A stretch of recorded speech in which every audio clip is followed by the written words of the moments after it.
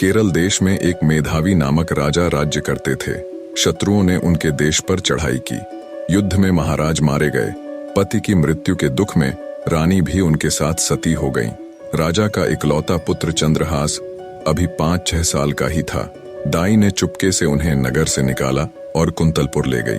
वह स्वामी भक्ता दाई मेहनत मजदूरी करके राजकुमार का पालन पोषण करने लगी।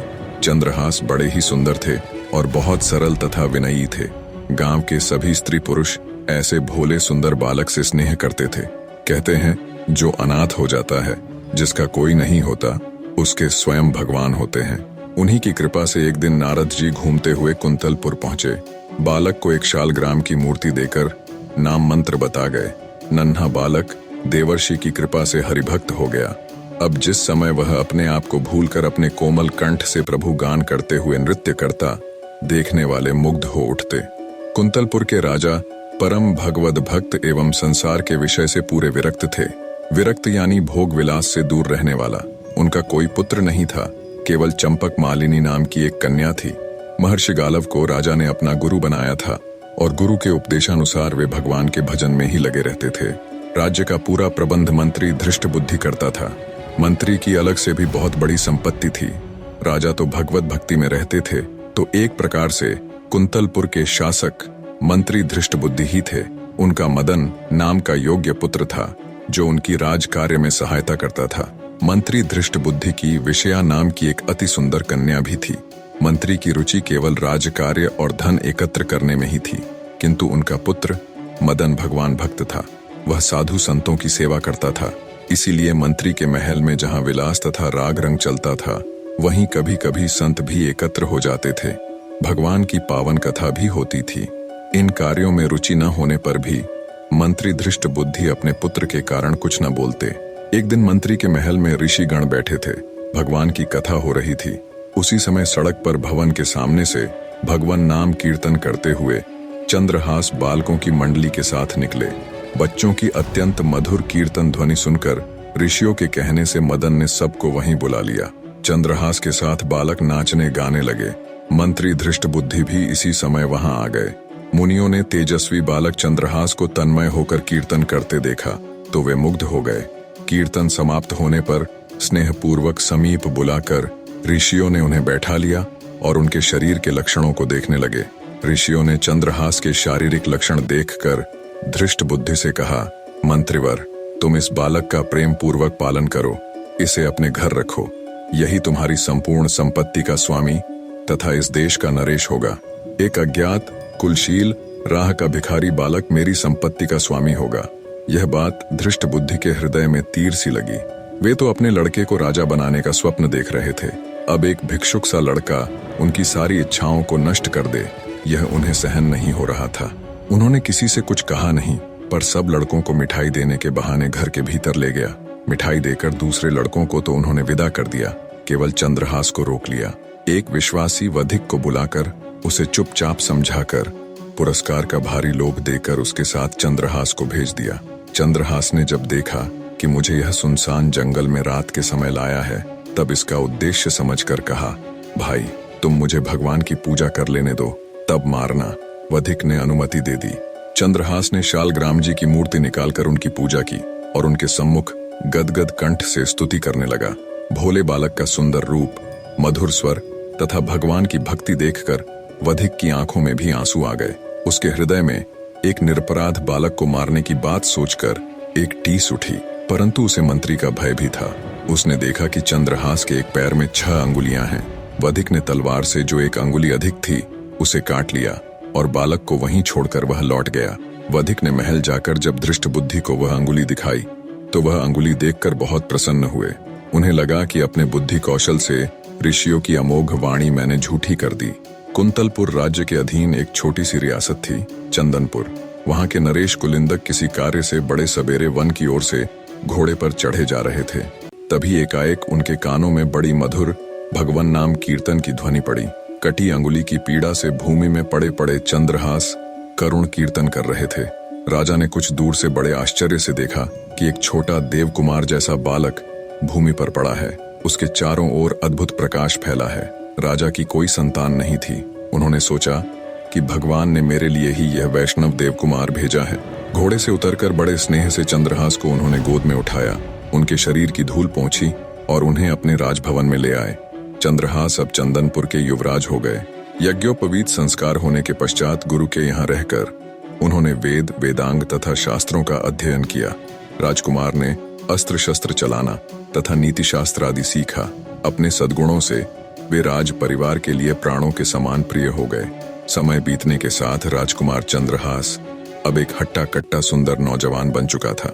राजा कुलिंदक ने अब उन्हीं पर राज्य का भार छोड़ दिया। राजकुमार चंद्रहास के प्रबंध से छोटी सी रियासत हरिगुणगान से पूर्ण हो गई। राज्य में अब कोई दुखी नहीं था। चंदनपुर रियासत की ओर से कुंतलपुर को 10,000 स्वर्ण मुद्राएं कर यानी टैक्स के रूप में प्रतिवर्ष दी जाती थीं। अब की बार चंद्रहास ने उन मुद्राओं के साथ और भी बहुत से धन रत्नादि उपहार भी भेजे। धृष्टबुद्धि ने जब चंदनपुर राज्य के ऐश्वर्य एवं वहां के युवराज के सुप्रबंध की बहुत प्रशंसा सुनी, तब वो स्वयं वहां की व्यवस्था देखने चंदनपुर गए। राजा कुलिंदक तथा राजकुमार ने उनका खुले हृदय से स्वागत किया। यहाँ आकर जब धृष्टबुद्धि ने चंद्रहास को देखा तो वो उसके तेज से ही पहचान गया कि ये तो वही बालक है, ये बच कैसे गया। उनका हृदय व्याकुल हो गया। एक बार फिर मंत्री धृष्टबुद्धि ने राजकुमार को मारने का षड्यंत्र रचा और एक पत्र देकर कहा, युवराज, बहुत ही आवश्यक काम है और दूसरे किसी पर मेरा विश्वास नहीं। तुम स्वयं यह पत्र लेकर कुंतलपुर जाओ और ध्यान रहे मार्ग में पत्र खुलने न पाए, कोई भी इस बात को न जाने। इसे सीधे मदन को ही देना। चंद्रहास घोड़े पर चढ़कर अकेले ही पत्र लेकर कुंतलपुर को चल पड़े। दिन के तीसरे पहर वे कुंतलपुर के पास वहां के राजा के बगीचे में पहुंचे। बहुत प्यासे और थके थे, अतः घोड़े को पानी पिलाकर एक ओर बांध दिया और स्वयं सरोवर में जल पीकर एक वृक्ष की शीतल छाया में लेट गए। लेटते ही उन्हें निद्रा आ गई। उसी समय उस बगीचे में राजकुमारी चंपक मालिनी अपनी सखियों तथा मंत्री कन्या विषया के साथ घूमने आई थी।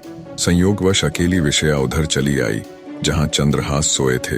इस परम सुंदर युवक को देखकर वह मुग्ध हो गई और ध्यान से उसे देखने लगी। उसे निद्रित कुमार के हाथ में एक पत्र दिख पड़ा। कुतूहलवश उसने धीरे से पत्र खींच लिया और पढ़ने लगी। पत्र उसके पिता का था। उसमें मंत्री ने अपने पुत्र को लिखा था, इस राजकुमार को पहुंचते ही विष दे देना।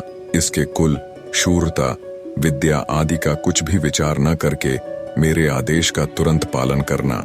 मंत्री की कन्या को एक बार पत्र पढ़कर बड़ा दुख हुआ। उसकी समझ में ही न आया कि पिताजी ऐसे सुंदर देवकुमार को क्यों विष देना चाहते हैं। सहसा उसे लगा कि पिताजी इससे मेरा विवाह करना चाहते हैं।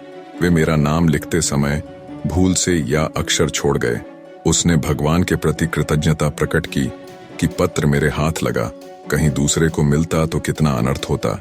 अपने नेत्र के काजल से उसने पत्र में विष के आगे उससे सटाकर या लिख दिया, जिससे विषया दे देना पढ़ा जाने लगा। पत्र को बंद करके निद्रित राजकुमार के हाथ में ज्यों का त्यों रखकर वह शीघ्रता से चली गई। चंद्रहास की जब निद्रा खुली तब वे शीघ्रता पूर्वक मंत्री के घर गए। मंत्री के पुत्र मदन ने पत्र देखा और ब्राह्मणों को बुलाकर उसी दिन गोधूली मुहूर्त में चंद्रहास से उन्होंने अपनी बहन का विवाह कर दिया। विवाह के समय कुंतलपुर नरेश स्वयं भी पधारे। चंद्रहास को देखकर उन्हें लगा कि मेरी कन्या के लिए भी यही योग्य वर है। उन्होंने चंदनपुर के इस युवराज की विद्या, बुद्धि, शूरता आदि की प्रशंसा बहुत सुन रखी थी। अब राजपुत्री का विवाह भी चंद्रहास से करने का उन्होंने निश्चय कर लिया। धृष्टबुद्धि 3 दिन बाद लौटे। वहां की स्थिति देखकर वे क्रोध के मारे पागल हो गए। उन्होंने सोचा, भले मेरी कन्या विधवा हो जाए, पर इस शत्रु का वध मैं अवश्य करा के रहूंगा। द्वेष से अंधे हुए हृदय की यही स्थिति होती है। अपने हृदय की बात मंत्री ने किसी से नहीं कही। नगर से बाहर पर्वत पर एक देवी का मंदिर था। धृष्टबुद्धि ने एक क्रूर वधिक को वहां यह समझाकर भेज दिया कि जो कोई देवी की पूजा करने आए उसे तुम मार डालना। मंत्री ने चंद्रहास को कहा कि अब तुम मेरे दामाद हो गए हो। हमारी कुल प्रथा के अनुसार शादी के बाद भवानी जी की पूजा की जाती है। मंत्री ने चंद्रहास को सायंकाल बिल्कुल अकेले जाकर देवी की पूजा करने का आदेश दिया। इधर कुंतलपुर नरेश के मन में वैराग्य हुआ। वो जल्द से जल्द अपनी पुत्री का विवाह चंद्रहास के साथ कराना चाहते थे। राजा ने मंत्री पुत्र मदन को बुलाकर कहा, बेटा, तुम्हारे बहनोई चंद्रहास बड़े सुयोग्य हैं। उन्हें भगवान ने ही यहाँ भेजा है। मैं आज ही उनके साथ राजकुमारी चंपक मालिनी का ब्याह कर देना चाहता हूँ। प्रातःकाल उन्हें सिंहासन पर बैठाकर मैं तपस्या करने वन चला जाऊंगा। तुम उन्हें तुरंत मेरे पास भेज दो। इधर राजकुमार चंद्रहास पूजा की सामग्री लिए मंदिर की ओर जा रहे थे। तभी मंत्री पुत्र मदन राजा का संदेश लिए बड़ी उमंग से उन्हें मार्ग में मिले। मदन ने पूजा का पात्र यह कहकर स्वयं ले लिया कि मैं देवी की पूजा कराता हूँ, आपको महाराज ने तुरंत बुलाया है। और चंद्रहास को उसने राजभवन भेज दिया। जिस मुहूर्त में धृष्ट बुद्धि ने चंद्रहास के वध की व्यवस्था की थी, उसी मुहूर्त में राजभवन में चंद्रहास का राजकुमारी के साथ विवाह हो रहा था। मंत्री पुत्र मदन जब पूजा का थाल लेकर देवी के मंदिर में पहुंचा, वधिक ने उसी समय उसका सिर काट डाला। धृष्ट बुद्धि को जब पता लगा कि चंद्रहास तो राजकुमारी से विवाह करके राजा हो गए, उनका राज्याभिषेक हो गया और मारा गया, मेरा पुत्र मदन, तब व्याकुल होकर वे देवी के मंदिर में दौड़े गए। पुत्र का शरीर देखते ही शोक के कारण उन्होंने तलवार निकालकर अपना सिर भी काट लिया। संयोगवश धृष्ट बुद्धि को उन्मत्त की भांति दौड़ते समय राजकुमार चंद्रहास ने देख लिया था। वे भी तुरंत अपना घोड़ा ले उसी दिशा में चल दिए जिधर कुछ समय पहले ही उसका ससुर मंत्री धृष्ट बुद्धि गया था। वे तनिक देर में ही मंदिर में आ गए। सारा माजरा समझ अपने लिए दो प्राणियों की मृत्यु देखकर चंद्रहास को बड़ा क्लेश हुआ।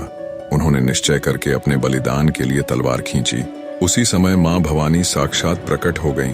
उन्होंने कहा, बेटा, यह धृष्ट बुद्धि बड़ा दुष्ट था और सदा तुझे मारने के प्रयत्न में लगा रहता था। इसका पुत्र मदन सज्जन और भगवत भक्त था, किंतु उसने तेरे विवाह के समय तुझे अपना शरीर दे डालने का संकल्प किया था, अतः वह भी इस प्रकार उड़न हुआ। अब तू वरदान मांग। चंद्रहास ने हाथ जोड़कर कहा, माता, आप प्रसन्न हैं तो ऐसा वर दें जिससे श्री हरि में मेरी अविचल भक्ति जन्म जन्मांतर तक बनी रहे और इस धृष्ट बुद्धि के अपराध को आप क्षमा कर दें। मेरे लिए मरने वाले इन दोनों को आप जीवित कर दें। देवी तथास्तु कहकर अंतर्ध्यान हो गई। धृष्ट बुद्धि और मदन तुरंत उठ खड़े हुए। सारे वृतांत का पता चलने पर मंत्री धृष्ट बुद्धि राजकुमार चंद्रहास के पैरों में गिरकर माफी मांगने लगा। राजकुमार चंद्रहास ने उन्हें उठाया और अपने हृदय से लगा लिया। मंत्री अब पूरी तरह बदलकर भगवान के परम भक्त हो गए। मदन तो भक्त था ही, उसने चंद्रहास का बड़ा आदर किया। सब मिलकर सानंद घर लौट आए। निष्कर्ष, माफी, दया और भक्ति जीवन के असली मूल्य हैं, जो इंसान को उसकी आंतरिक शक्तियों से जोड़ते हैं और उसे उन्नति की ओर ले जाते हैं। वीडियो पसंद आई हो तो लाइक जरूर करना। आप भी अगर मेरी तरह वीडियो बनाना सीखना चाहते हैं, ट्रू वर्ड्स चैनल को ज्वाइन करके ट्रू वर्ड्स परिवार का हिस्सा बने। धन्यवाद।